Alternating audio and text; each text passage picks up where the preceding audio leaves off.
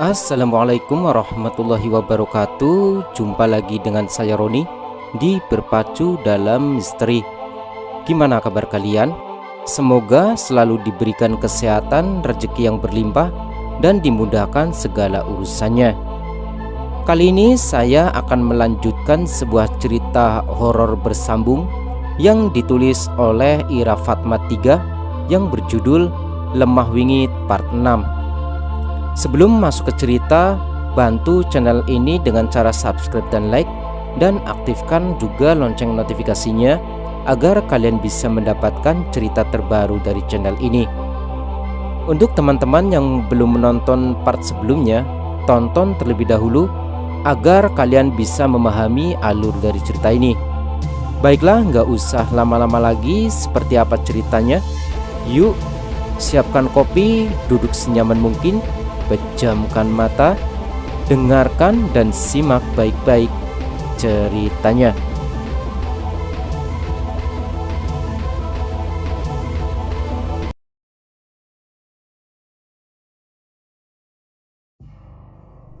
Suasana terasa sunyi. Seorang ibu paruh baya baru saja terbangun dari duduknya, entah dia pingsan atau tertidur. Dibuka matanya perlahan dan mendapati dia ada di sebuah lorong yang gelap, berbau pengap. Mungkin jika malam tiba, lorong ini tak dapat dimasuki cahaya sekalipun. Ya Allah, di mana ini? Kemana anakku dan yang lain? Tempat apa ini? Ucapnya sambil melangkah tertatih sambil berpegangan dinding untuk membantunya berjalan menelusuri lorong. Lorong ini sepertinya hanya ruang bawah tanah saja. Wanita itu melangkah mendekati pintu yang sedikit terbuka karena terlihat ada cahaya dari dalam ruangan. Langkahnya pelan, namun menimbulkan suara saat dia melangkahkan satu persatu kakinya mendekati ruangan itu. Perlahan wanita itu mulai mendorong pintu supaya terbuka lebar. Kenapa banyak bunga melati di sini? Masih segar. Lalu siapa yang bawa? Tempat gelap begini mana mungkin dijamah orang, pikirnya. Samar-samar dia melihat seorang wanita terikat di atas dipan yang terbuat dari bambu. Di sampingnya sudah bertaburan bunga melati yang masih segar. Sepertinya aku kenal, gumamnya. Perlahan wanita paruh baya itu mendekati gadis yang ada di hadapannya. Seketika dia terbelalak kaget melihat gadis itu. Bella. Dia kaget melihat teman anaknya yang terikat di sana. Siapa dan apa tujuan orang yang melakukan semua ini? Bu Aisyah mencoba membukakan tali yang mengikat Bella, namun sepertinya sangat susah sekali. Dicarilah benda tajam di sekitarnya, namun dia tak menemukan apapun selain bunga melati yang berserakan di ruangan berlampu dop ini. Nafas Bu Aisyah mulai sesak karena berada di ruang pengap terlalu lama. Usia yang membuatnya tak sekuat dulu. Apa dia masih hidup? Batinnya ketika tubuhnya mulai lemas kekurangan oksigen. Kedua gadis itu masih kebingungan mencari di mana Bu Aisyah berada. Mereka berdua sudah mencari di dapur, di ruang sholat, dan di kamar, namun tak menemukan Bu Aisyah. Bukannya tadi jasad Bella ada di sini? Ini kenapa nggak ada? Siapa yang ambil? Tanya April ketakutan. Iya ya, kok bisa nggak ada? Apa Bella masih hidup? Tanya Marta. Entahlah, tapi lihat deh, ada banyak bunga melati di sini. Ini kan tempat Bella waktu dia meninggal. Ngeri banget sih. Kita keluar aja yuk, minta tolong sama warga, ucap April bersembunyi di balik bahu Marta. Aku mau cari ibu. Kalau kamu mau cari bantuan warga, kamu sendiri gak apa-apa kan? Sumpah, aku takut banget ibu kenapa-kenapa, ucap Marta tertunduk lesu. Terus gimana lagi? Tanya April. Namun Marta tak menjawab. Dia terus berjalan membuka satu persatu pintu kamar di rumahnya. Rumah yang sekejap berubah menjadi sunyi dan kotor. Sulit bagi Marta menerima keadaan yang terjadi di luar nalarnya. Dia berharap ini semua cepat berlalu. April merasa menginjak sesuatu yang lembek.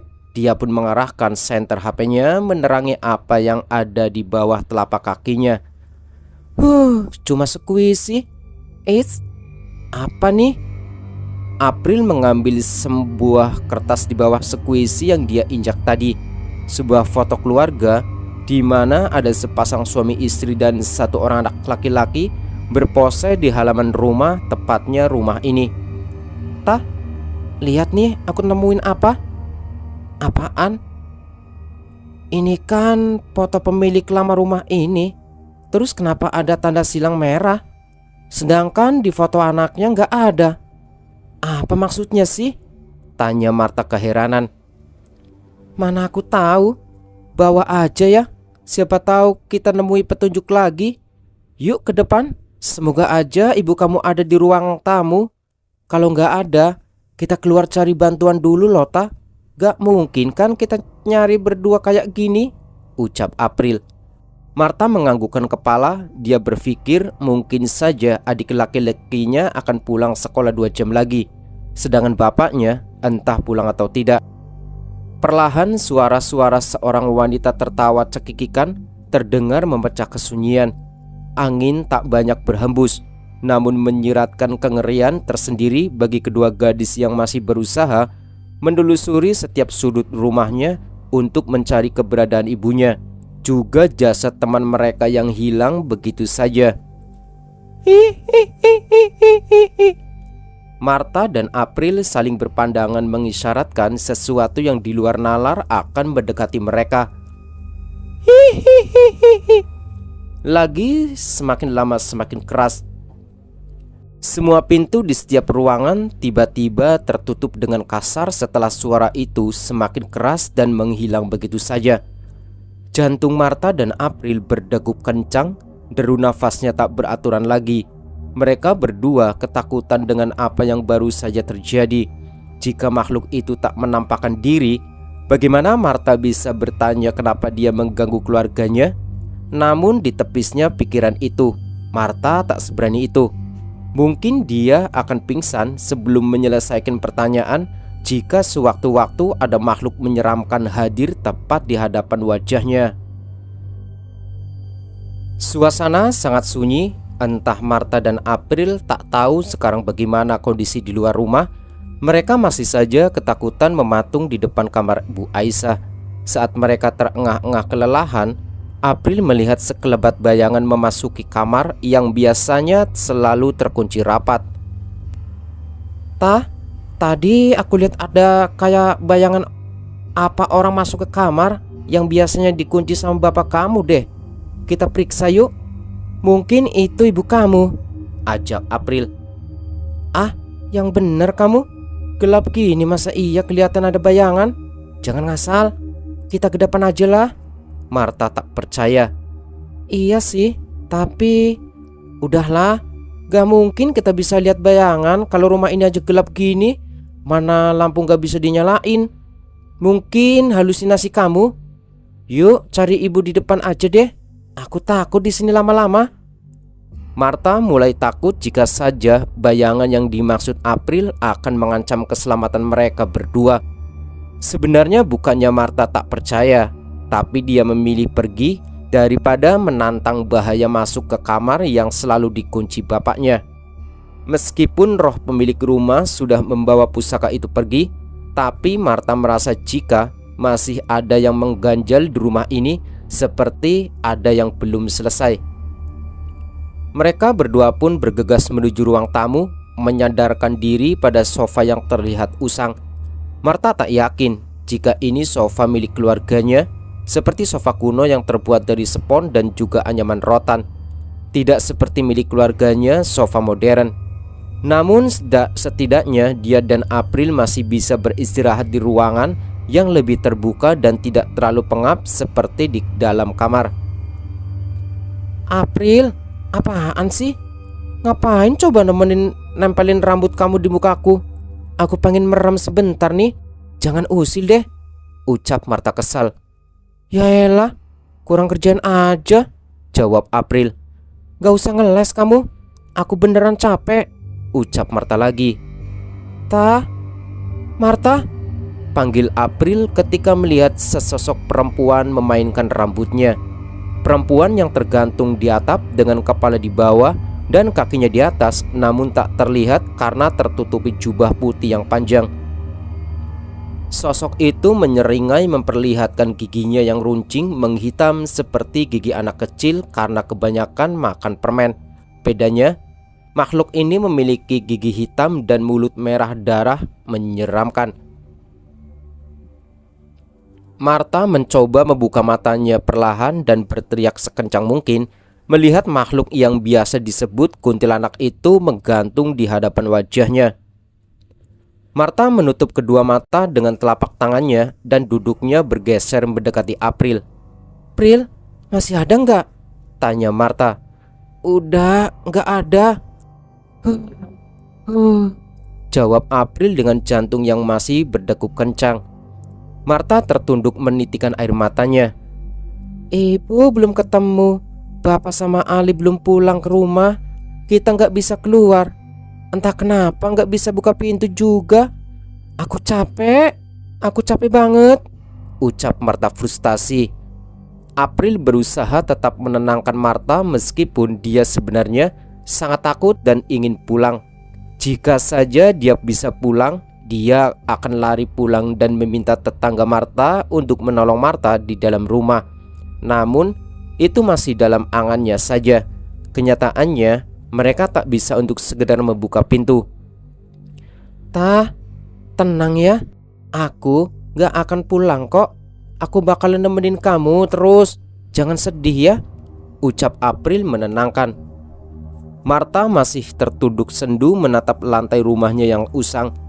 Entah apa yang terjadi, seharusnya biarkan dia meminta tolong Ustadz saja untuk membersihkan rumahnya, bukannya membaca doa dari Banyuwangi itu.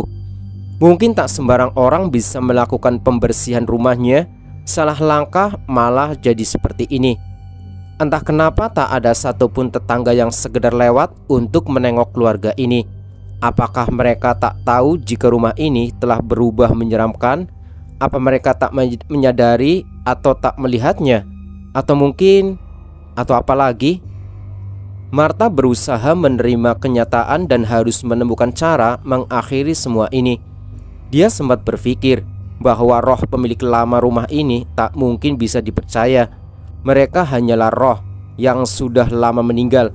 Roh yang lama meninggal akan menjadi jin, dan kebanyakan jin akan menyesatkan manusia. Mungkin saja pusakanya masih tertanam di rumah ini. Jika pusaka sudah tiada, mana mungkin dia terjebak di rumahnya sendiri dengan keadaan rumah yang sangat buruk. Bel pulang sekolah telah berbunyi. Ali segera membereskan bukunya dan bergegas pulang ke rumahnya. Namun, karena teman sebangkunya meminta Ali untuk mengantar ke rumahnya, temannya tidak membawa motor. Ali menurut saja. Dia sengaja tak memberitahu orang tuanya karena dia hanya sebentar. Sudah 10 menit berjalan, Ali dan temannya sudah sampai di rumah teman Ali. Teman Ali di sini tinggal dengan kedua kakek neneknya, orang tuanya bekerja di luar negeri. "Bahti, ini Iyas pulang, bawa teman sekolah Iyas." Terlihat wanita tua berjalan mendekati pintu dan tersenyum melihat cucunya datang membawa teman sekolahnya. "Kau pulang, salam dulu Cah Bagus. Jangan teriak begitu. Mbahmu belum tua betul. Masih denger kok suaramu," nasihatnya pada cucunya Iyas. "Assalamualaikum." "Maaf ya Mbah." Habisnya Iyas kira si Mbah di belakang. "Waalaikumsalam. Ayo temanmu diajak masuk." Setelah itu Iyas dan Ali dipersilahkan duduk di ruang tamu yang cukup kecil itu. Kursinya terbuat dari anyaman rotan, namun bergaya klasik. Suasana di rumah Iyas sangat sederhana, tapi terlihat unik karena banyak perabotan yang masih dengan gaya jadul, bukan seperti rumah modern sekarang ini. "Nama kamu siapa, Nak?" tanya Mbah Putri. "Nama saya Ali, Mbah." Wanita tua itu menatap Ali dengan tatapan tajam, seakan sedang mencari sesuatu yang lain. Dipandanginya, teman cucunya itu dari ujung rambut sampai ujung kaki Ada hal yang membuat Mbah Putri menatap tajam sambil menggelengkan kepalanya. "Sejak kapan kamu seperti ini, nak?" tanya Mbah Putri. "Apa toh maksud Simbah ini?" tanya Iyas. "Ali, apa kedua saudaramu meninggal dalam waktu dekat?" tanya Mbah Putri lagi.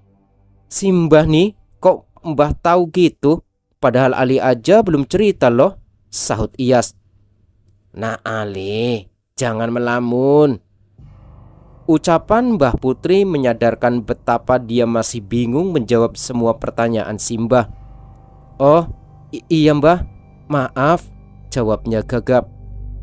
Mbah Putri tersenyum kecil dan beranjak dari duduknya, berjalan ke belakang, mungkin saja mengambilkan minum dan cemilan untuk tamunya. Al, emang bener apa kata mbahku?" tanya Iyas. "Maaf ya, aku gak pernah cerita sama kamu, tapi emang bener adekku meninggal semua, adek kembarku," jawab Ali dengan mata sayu. "Sabar ya, kamu doakan saja adikmu. Kalau kamu kesepian, boleh main ke rumahku. Di sini aku cuma tinggal bertiga sama Simbah," jawab Iyas. Tak lama kemudian terdengar langkah kaki mendekati mereka. Mereka berdua sempat terkaget dengan seorang tua yang datang. "Mbahku ngagetin aja," ucap Iyas. "Loh, ada tamu. Mbah mana?" tanya Mbah Kakung. "Gak tahu, tadi ke belakang, mungkin ambilin minum buat temanku," jawab Iyas. Mbah Kakung memandangi Ali sejenak, lalu melangkah pergi menemui istrinya. Dia yakin istrinya sedang ada di kamar. Ali dan Iyas melanjutkan perbincangan mereka. Iyas masih mencoba menghibur Ali, namun Iyas tak tahu jika musibah yang menimpa Ali bukan musibah biasa, tapi ada campur tangan dari jin. Suara gemercik air turun membasahi bumi. Meskipun tak begitu deras, namun cukup menyejukkan cuaca yang tadinya panas terik. "Al, kamu kok ngelamun terus sih? Makan di sini yuk," ajak Iyas. Ali hanya menggelengkan kepala. "Makasih Yas, tadi udah makan di kantin. Kamu kalau lapar makan aja dulu. Aku mau pamit nih. Simbahmu mana?" "Bentar ya, aku panggilin. Lagian buru-buru banget," ucap Iyas. Sebelum Iyas beranjak dari duduknya, kedua simbahnya datang menemui mereka di ruang tamu. "Nak Ali mau pulang?" tanya Mbah Putri. "Iya Mbah, tiba-tiba Ali ngerasa kalau ibu sama Mbak ya pulanglah. Tapi bawa ini." Mbah Putri menyodorkan bungkusan garam dan juga benang merah untuk diikatkan pada pergelangan tangan Ali. "Untuk apa Mbah?" tanya Ali. "Lemparkan sejumput garam ini. Jangan dihabiskan ya. Sejumput saja sebelum kamu memasuki gapuro desamu. Sejumput lagi sebelum kamu membuka gerbang rumahmu. Dan sejumput lagi untuk membuka pintu rumahmu." "Kenapa Mbah?" tanya Ali. "Nak, segeralah pulang. Keluargamu menunggumu datang. Hati-hati di jalan ya. Ingat, hanya sejumput dan jangan dihabiskan. Garam ini untuk memberimu jalan." Kemudian tanpa bertanya lagi, Ali salam kepada kedua mbahnya Iyas dan melajukan motornya pulang. Di kejauhan, kedua kakek nenek Iyas memandang iba pada teman cucunya itu, berharap semoga keluarga itu masih bisa diselamatkan, entah karena keberuntungan atau keajaiban. "Aduh, kepalaku sakit sekali. Loh, Bapak," ucap Bu Aisyah saat tersadar dari pingsannya. Dia menyadari suaminya berada di sisinya. Namun bagaimana mungkin? Suaminya berada di pabrik sedangkan dia di rumah bersama anak sulung dan kedua temannya. Bapak kok bisa di sini?" tanya Bu Aisyah. "Itu Bu, Bapak jawab yang bener dong Pak. Bapak kok bisa nemuin ibu di sini? Bukannya Bapak mau keluar kota sama Pak Bos?" tanyanya lagi. Pak Paidi terlihat kebingungan menjawab pertanyaan istrinya perihal dia bisa sampai di ruangan yang gelap, pengap, dan banyak bertaburan bunga melati di tempatnya pingsan. Bu, sudah ibu jangan tanya terus. Kita harus keluar dari sini, Bu. Tapi Pak, itu temannya Marta di sana. Bapak bawa dia ya Pak. Kasihan dia Pak. Bu, dia sudah meninggal. Apa yang Bapak katakan? Bapak jangan asal bicara gitu. Itu anak orang Pak. Bener Bu, periksa saja dia. Lukanya saja banyak begitu. Apa ibu nggak nyium bau mayat di sini? Bu Aisyah terdiam ketika menyadari sesuatu yang menutupi indera penciumannya. Semakin ditajamkan indera penciumannya, selain bau melati, memang benar jika ruangan ini mulai tercium bau mayat. Bu Aisyah merasa ngeri melihat keadaan teman anak sulungnya tergeletak dikelilingi melati yang entah tujuannya untuk apa. Wajahnya yang penuh sayatan masih meneteskan banyak darah. Bapak bener. Ayo Bu, tunggu apa lagi? Bapak belum jawab pertanyaan ibu. Bagaimana Bapak bisa ada di sini? Sudahlah Bu, nanti Bapak jelaskan. Kita harus keluar dulu. Tapi Pak, Marta, ibu tadi sama dia, sekarang di mana Marta, Pak? Seketika Pak Paidi terlihat pucat mendengar nama anak sulungnya. Kenapa Bapak diam begitu? Bukannya menjawab, Pak Paidi menarik tangan istrinya dan buru-buru membawanya berjalan menelusuri lorong ruangan pengap ini. Bu Aisyah menurut saja, berharap keadaan Marta dan April baik-baik saja. Pak, ini sebenarnya di mana? Pak Paidi masih tak menjawab pertanyaan istrinya. Pak Paidi membawa Bu Aisyah ke ruangan yang lebih layak dan tidak pengap, setidaknya agak jauh dari mayat Bella. Bapak diam terus. Ini di mana sih, Pak? Ibu bingung kenapa bisa di sini. Bapak juga kenapa bisa ada di sini nemuin ibu yang pingsan. Pak Paidi tak menggubris pertanyaan istrinya. Dia menyandarkan kepalanya pada kursi reot yang ada di ruangan itu. Ruangan itu berjarak 3 ruangan dari ruangan tempat mayat Bella. Pak Paidi membiarkan istrinya tenggelam dalam pikirannya sendiri tanpa ingin bicara sepatah apapun. Sedangkan Bu Aisyah merasa lelah entah apa yang sedang terjadi. Bu Aisyah gelisah memikirkan keadaan Marta dan April. Lalu bagaimana Ali? Semoga dia tak pulang ke rumah dulu. Di sebuah ruang tamu yang usang, Marta dan April masih ketakutan yang teramat sangat melihat makhluk yang baru saja menakuti mereka dengan menggelantungkan tubuhnya. Marta berusaha menenangkan pikirannya. Dia bacanya surat pendek yang dia hafal di luar kepala. Sedangkan April hanya mengangkat kedua telapak tangannya untuk mengamini setiap yang dibaca Marta. Amin. April, aku coba kirim pesan sama Ali ya, biar dia gak pulang dulu ke rumah. Aku takut dia tahu keadaan rumah seperti ini terus dia kebingungan. Coba kamu minta Ali cari pertolongan aja. Kok malah ngelarang dia pulang? Emang nasib kita gimana kalau kita gak ada yang nolongin? Ucap April mematangkan idenya. Kamu benar, mungkin Ali bisa pulang bawa bantuan buat nolong kita. Ya udah deh, aku kirim pesan dulu. Marta mengeluarkan HP di saku celananya, kemudian memencet tombol buka kunci yang ada di layar HP-nya. Sial, gak ada sinyal sama sekali. Kirim aja, gak apa-apa. Kalau sinyal udah ada, pasti otomatis terkirim. Semoga Ali baca sebelum dia pulang. Buruan.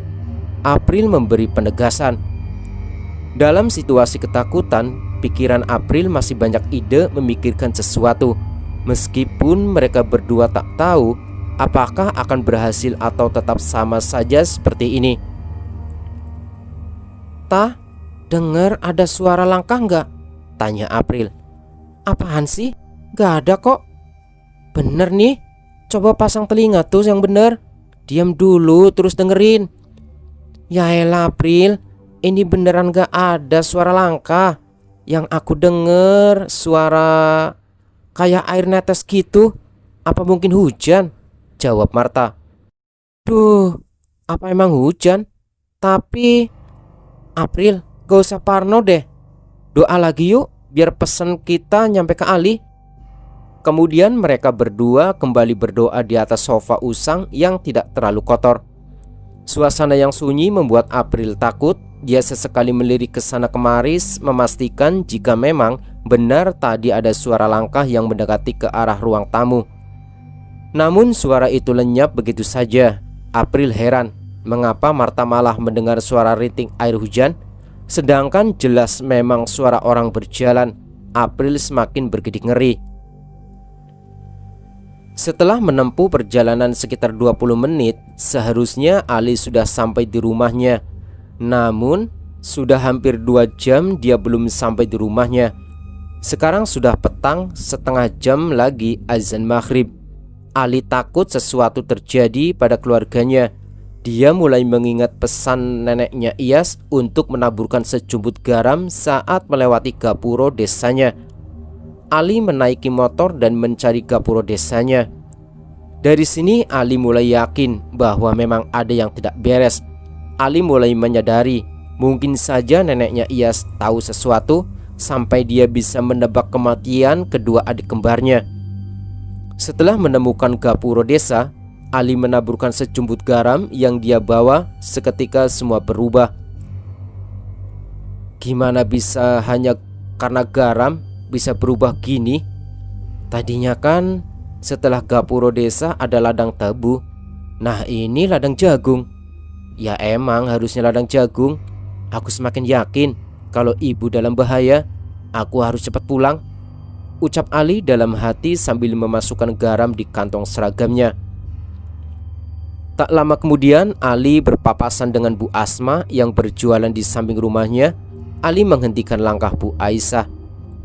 Bu, sebentar Bu, saya mau tanya. Oh Mas Ali, ada apa Mas?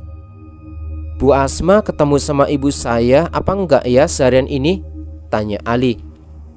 Saya enggak ketemu Mas, saya hari ini enggak buka warung karena ada saudara saya datang dari jauh. Ada apa emangnya? Enggak apa-apa Bu. Ibu enggak ke warung sama sekali? Tanya Ali. Ini baru dari warung ambil minuman. Mau saya suguhkan Mas? Ya sudah Bu, saya permisi. Iya Mas, hati-hati. Kemudian Bu Asma melangkah pergi membawa kantong kresek besar. Sedangkan Ali melajukan motornya ke rumah. 5 menit lagi dia akan sampai. Semoga saja ibunya baik-baik saja. Azan maghrib sudah berkumandang. Ali tak bisa masih saja belum menemukan rumahnya. Dilemparkannya sejumput garam. Namun dia tak berada di rumahnya, melainkan di dekat balai desa. Dia mematung tak mengerti. Ketika Ali ingin beranjak pergi, dia melihat ada sebuah mobil dengan 2 penumpang yang berhenti di dekat balai desa. Kedua penumpang itu keluar memeriksa sesuatu di kolong depan mobil. Namun setelah tak menemukan apapun, mereka memilih kembali ke mobil. Si laki-laki membukakan pintu mobil untuk istrinya tepat di belakang kursi kemudi. Namun sebelum masuk ke dalam, mereka berdua tertabrak dan akhirnya meninggal dunia di lokasi kejadian, tepatnya di samping balai desa. Ali terkejut. Dia ingin menolongnya, namun sekejap semua itu hilang dengan sendirinya. Berulang kali Ali mengucek matanya memastikan pandangannya, namun nihil. Dia tak menemukan apapun termasuk kejadian yang baru saja terjadi di depan matanya. Ali merasa takut. Ali melajukan motornya menuju rumah. Dilihatnya rumahnya yang begitu bersih seperti baru saja disapu dan disiram oleh ibu dan kakaknya. Namun saat Ali membunyikan bel di depan gerbang, tak ada satupun yang membukakan gerbang. Padahal dia melihat dengan jelas jika seluruh lampu rumahnya terang, berarti keluarganya sedang ada di rumah. Ali menunggu dan membuka HP-nya.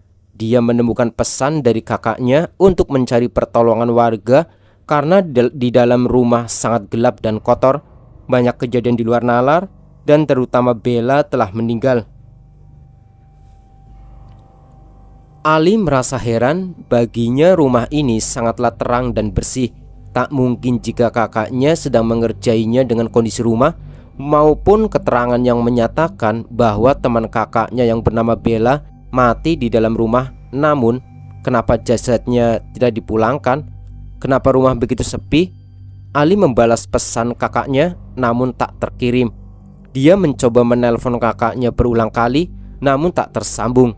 Ali teringat sesuatu, garam. Pak Paidi memejamkan matanya. Selain lelah dan mengantuk, dia ingin menghindari pertanyaan dari istrinya. Bu Aisyah masih tenggelam dalam pikirannya, mencoba memikirkan sesuatu kebenaran, tapi tak kunjung mendapat jawaban.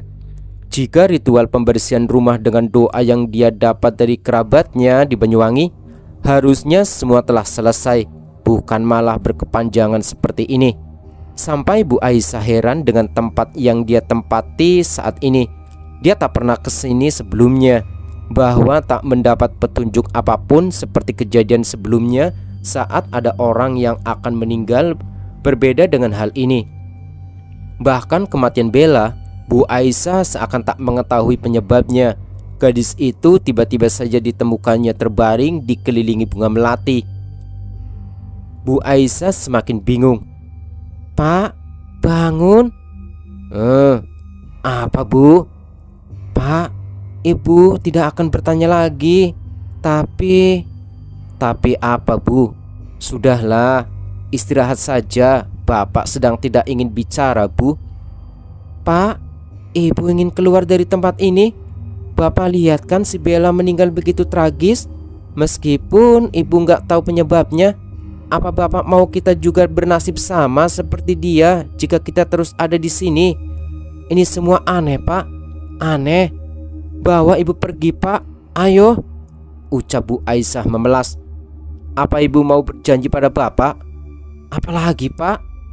Bapak akan bawa Ibu pergi, tapi Ibu harus janji dulu akan menuruti apa kata Bapak. Ibu mau kan? Tawar Pak Paidi. Lalu Marta dan April bagaimana Pak? Dia tadi bersama Ibu, kita harus bawa dia juga Pak. Jika Ibu setuju, Bapak akan bawa Ibu pergi, ucap Pak Paidi sambil merebahkan kembali badannya di rotan. Bu Aisyah masih terdiam menunduk, menitikkan air mata. Bagaimana nasib anak sulungnya saat ini? Dia kesal dengan suaminya yang egois, tak memikirkan nasib anaknya. Apa Bapak dalam semua ini? Kenapa Bapak bisa di sini sementara Bapak harus masih bekerja?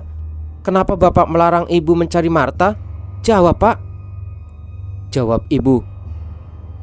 Sudahlah Bu, diam. Jangan bicara jika tidak mau menurut apa kataku. Aku sudah pusing dengan semua ini. Jangan menambahi pertanyaan yang aku pun tak akan mau menjawab. Lupakan semua. Menurut sama Bapak jika mau selamat. Apa maksud Bapak? Jangan-jangan memang benar ini ulah Bapak. Tidak, Ibu akan tetap mencari Marta. Ibu akan pergi sendiri. Bapak, maaf, kali ini Ibu tidak bisa sejalan denganmu. Anakku lebih dari segalanya, ucap Bu Aisyah melangkah pergi.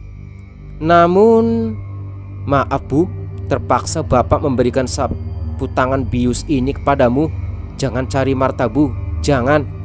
Pak Paidi memeluk istrinya yang pingsan dan menidurkannya di rotan. Pintu rumah sudah terlihat. Sejumput garam mampu membuka aura rumah yang berganti menjadi rumah yang sangat gelap dan terkesan angker ini. Mbak Marta, Ali, kamu bisa masuk Al. Syukurlah. Mbak takut Al. Tunggu, apa yang terjadi Mbak? Sementara Marta tak menjawab. April yang menjelaskan semua pada Ali. Semua didengarkannya kejadian dari awal, dari semenjak kejadian kecelakaan yang menimpa kedua adiknya. April dengan jelas menceritakan semua, hingga pada akhirnya mereka melakukan doa pembersihan rumah di depan kamar yang selalu dikunci oleh Pak Paidi. Mbak, jadi Vika sama Vina mati gak wajar? Kenapa Mbak gak cerita sama Ali? Maafkan Mbakmu Al. Mbak nggak tahu bisa seburuk ini. Kamu bisa masuk ke sini gimana caranya? Tadi Ali dikasih garam ini sama neneknya Iyas, teman sebangkuku Mbak. Tadi aku antar dia pulang. Neneknya terus aja liatin aku sampai gimana gitu Mbak. Mungkin ini jalannya kamu bisa pulang bantuin kita, ucap April. Ibu di mana? Ibumu, entahlah. Kita masih nyari teman kita aja yang namanya Bella udah mati. Bahkan jasadnya hilang, ucap April lagi. Ali menundukkan wajahnya sendu. Dia tak bisa membayangkan kejadian tragis di rumah ini setelah kepergiannya ke sekolah yang hanya sebentar, namun menyisakan duka yang mendalam. Kita harus dobrak pintu itu. Kalau perlu, Ali akan bakar rumah ini. Tapi ibu belum ketemu. Jangan gegabah, cegah Marta. Ini sudah maghrib, Mbak. Jangan sampai makhluk itu terus meneror kita. Dia pasti lebih kuat di malam hari. Apalagi kondisi rumah kita benar-benar buruk, sampai harus melemparkan garam segala buat buka pintu. Ali merasa kita seperti ada di dimensi lain, Mbak. Kamu benar. Ayo kita gunain garam itu buat buka pintu itu. Setelah anggukan Ali tanda setuju, mereka bertiga melangkah mendekati kamar keramat itu dan menaburkan garam di pintunya. Namun apa yang terjadi? Pintunya terbuka lebar dan banyak makhluk yang keluar dari sana. Pocong berjejer berbau busuk dan muka gosong berlompatan keluar dari kamar itu dan menghadang mereka. Ali berlari menggandeng kakaknya sementara April tersandung dan meringis meminta tolong. Tolong, tolong. Marta meraih tangan April yang meringis kesakitan karena kakinya tersandung. Sementara Marta mengulurkan tangan, puluhan pocong yang keluar semakin girangnya melompat mendekati mereka. April berteriak ketakutan ketika melihat satu pocong berdiri tepat di hadapannya, menghalangi pandangannya pada Marta. Marta semakin menarik tangan April, lalu dia menabrak pocong itu dan tembus begitu saja. Dia berlari dikejar pocong itu dan masuk ke kamar Marta. Gila bener, kenapa jadi banyak pocong di rumah? Tanya Ali. Kamar itu, Bapak nyimpen banyak benda keramat di sana. Apalagi tanah ini memang angker. Mungkin makhluk penghuni tanah ini merasa terpanggil karena hobi Bapak mengoleksi benda keramat, ucap Marta. Andai Ali tahu, bakal aku buang semuanya. Awas ya, kalau nanti ketemu Bapak, aku akan buat perhitungan dengannya.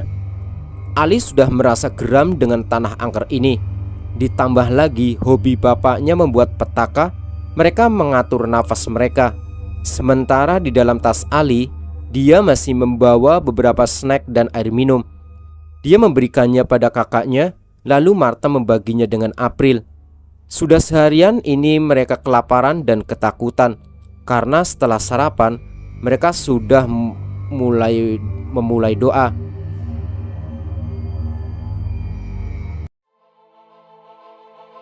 Oke teman-teman, ceritanya bersambung dulu ya.